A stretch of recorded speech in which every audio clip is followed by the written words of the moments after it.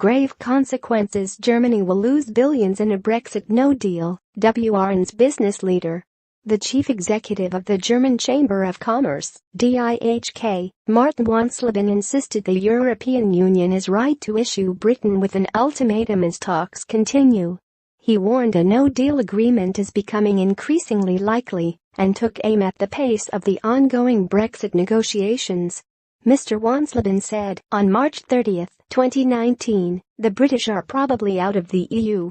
Therefore, a no-deal Brexit is becoming more likely. For the German economy, that would have grave consequences.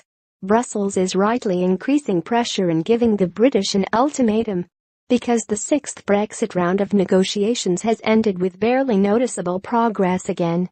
Mr. Wansleben told the German newspaper Welt, in the car sector alone, the export of motor vehicles faces €2.35 billion additional customs costs. In the chemical and pharmaceutical sector, German exports of more than €11 billion would generate customs duties of around €200 million per year.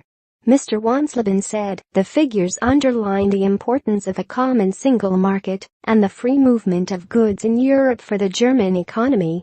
Quick solutions are wanted. There can be no cherry-picking for the UK. It comes as a number of business leaders across the European Union met Prime Minister Theresa May in Downing Street for talks with Business Secretary Greg Clark and Brexit Secretary David Davis. The meeting was designed to discuss the common opportunities that open up for the industry as the United Kingdom prepares for its exit from the EU. And invitees included the German BDI, MEDEF from France, Confindustria from Italy, CO from Spain, VNO-NCW from the Netherlands, and a handful of British associations. CBI Director General Carolyn Fairbairn said the message from European business leaders was we need urgent progress on the divorce issues so that we can move on to trade and transition by December. The prospect of a no-deal situation and Britain walking away from the Brexit talks is still a strong possibility. Michel Barnier, the EU's chief negotiator, as well as other EU heads, insist the question of a divorce settlement must be finalized before trade talks can start, along with questions of the right of residence for EU citizens in Britain and British citizens in the EU, and the border between Northern Ireland and the Republic. Should no deal be reached without an agreement, both sides would be subject to the rules and regulations of the World Trade Organization, WTO. A no-deal situation would also impact the UK economy, with Ms. Fairbairn warning the overall impact, undoubtedly, of the ongoing uncertainty is fewer jobs, less investment, less economic prosperity across Europe.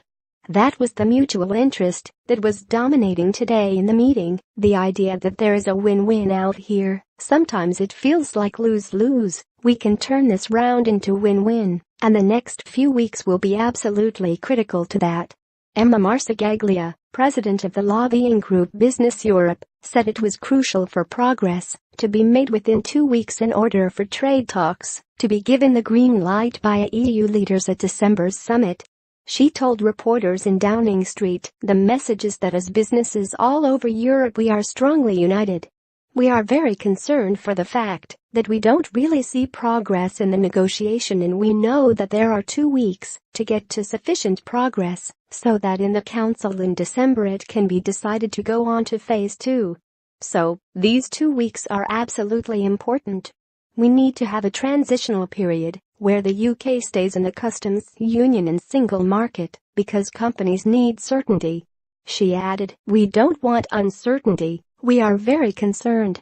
We know that if companies don't see certainty, probably they will have a contingency plan, and probably they will leave the UK, or they will invest less. So, these 2 weeks are extremely important. Mrs. May faces a tough time tomorrow as the government's Brexit legislation returns to the Commons, with the Conservative leader facing the possibility of attacks from both the Eurosceptic MPs as well as those still supporting the EU.